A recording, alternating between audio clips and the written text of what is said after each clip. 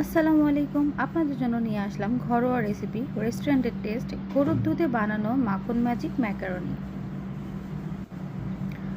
প্রথমে ম্যাকারনি এবং ব্রোকলি সেদ্ধ করতে দিয়ে দিলাম। এটা সুন্দর মতো সেদ্ধ করে নিচ্ছি।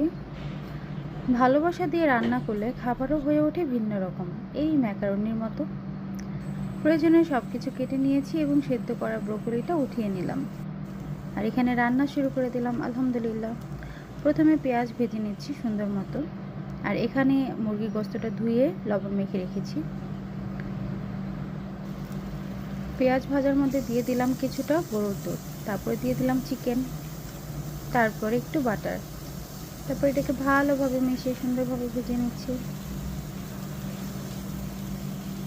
মাশাআল্লাহ, লোভনীয় পাস্তা অলরেডি ঘ্রাণ চলে আসতেছে, দেখতে পাচ্ছেন। তারপর দিয়ে দিলাম কেটে রাখা কাঁচামরিচ এবং সেদ্ধ করে রাখা ব্রোকলি, তারপর ডিম, তারপর এটাকে সুন্দরভাবে ভেজে নিচ্ছি।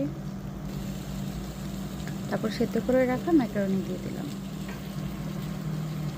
তারপর টমেটো। এবার এটাকে সুন্দরভাবে মেখে সুন্দরভাবে এটা ভেজে নিচ্ছি। তারপর দিয়ে দিলাম আরেকটু বাটার বেটার টেস্টের জন্য।